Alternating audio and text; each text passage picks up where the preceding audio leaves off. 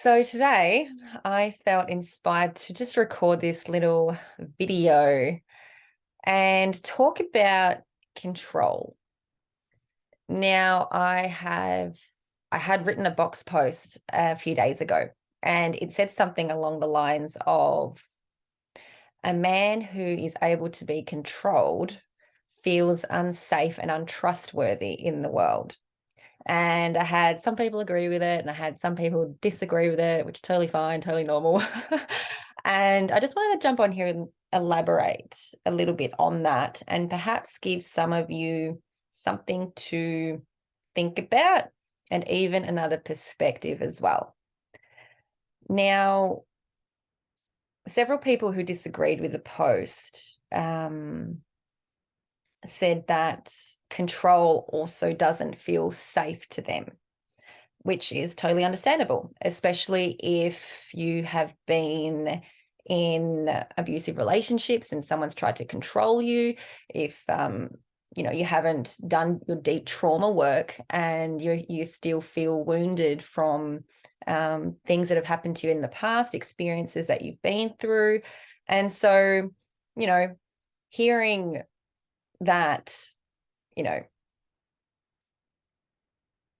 a man that is unable to be controlled is safe probably is kind of like hitting a few little things in your body, feeling like you're probably feeling like a resistance. You're probably feeling like like a pushback from what I'm saying, what I'm sharing. But here's the thing, right?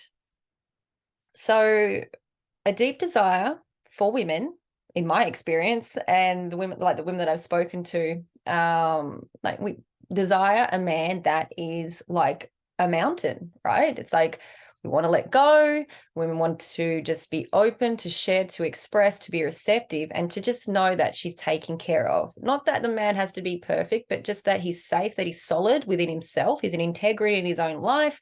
He's on purpose. He has a vision.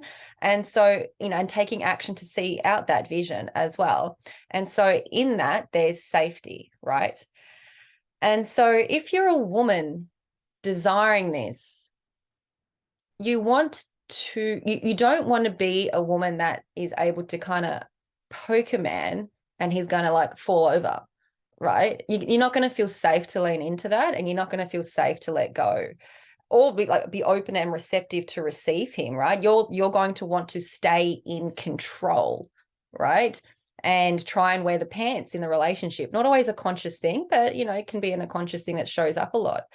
And so, if you're seeing the word control from a wounded perspective and want to be able to have the control to be able to get a man to do what you want to do, that feels safer to you, even though you're saying that you don't want that, right? So see how this is like a push-pull thing here, what that's happening. If you're desiring a man that in your life, like, or for your current partner to rise in leadership, and you've got these beliefs around, like he's leading you and you're pushing back on it, or he's trying to give you his gift and you're not able to receive it because you're afraid to let go or to open to receive him, you're going to block the love and the intimacy that you desire, right?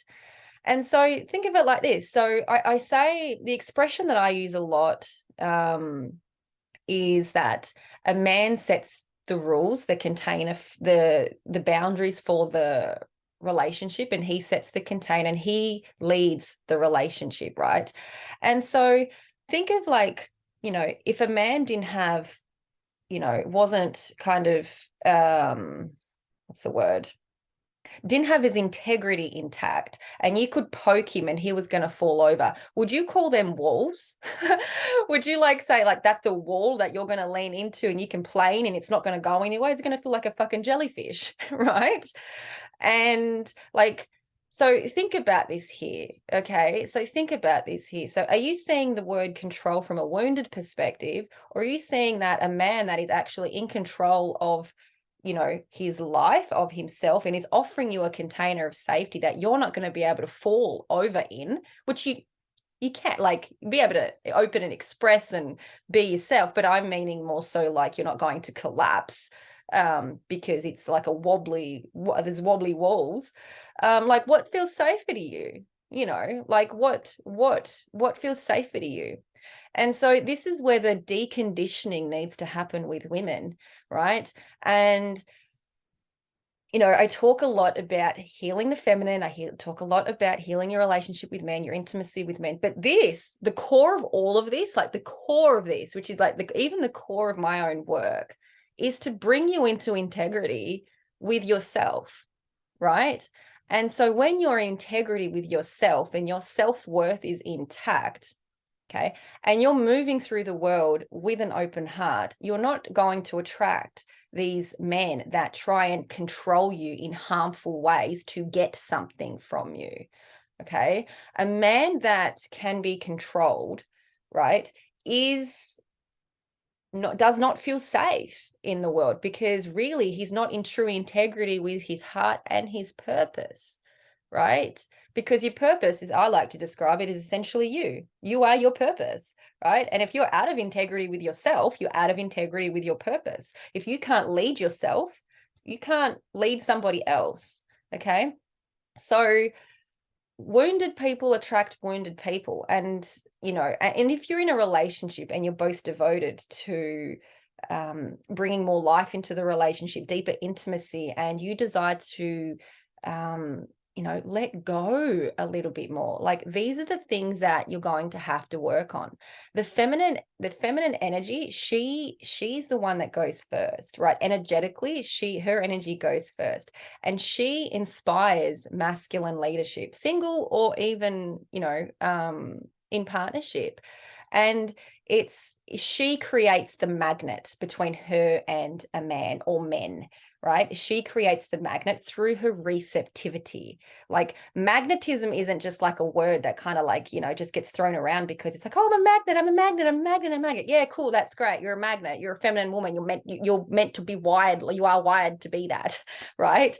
But magnetism is like a real powerful force that like can evoke such deep devoted masculine leadership and open a man in ways and to see things that he hasn't been able to see or feel himself. Like the deeper that you can feel into yourself, the more that you're like able to share that feeling, that depth of love with him, you're going to open his heart. You're going to bring him back into his body as well during lovemaking, during like when you're together, and just you're going to radiate more joy because you're actually operating in the world the way you're meant to be operating in the world, not like a fucking man.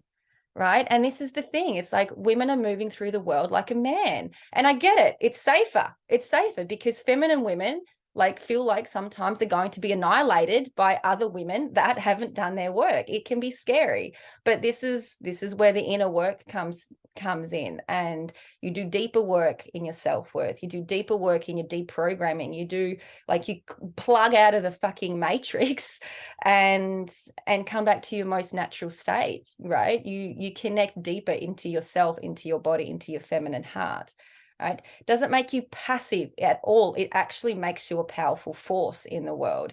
Your energy, your power, like power as in like from your womb. It's not like power from like trying to control and trying to do all the things, which we all have done, I'm sure, and I have done, and all the things. But what I'm trying to say here is, do you really want a man that you can control?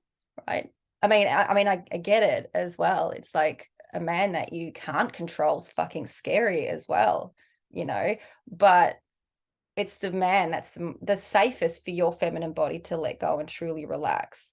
And the deeper that he is into himself and the more in integrity he is in himself, when he can express what his needs are, when he can express what his boundaries are to you, he gives you a space. He holds that structure for you to be you, to be yourself. You're at your most natural state, right? And this is where your nervous system can also relax. But he can't do it for you if you're not open to receiving him in this way, right? And that's it.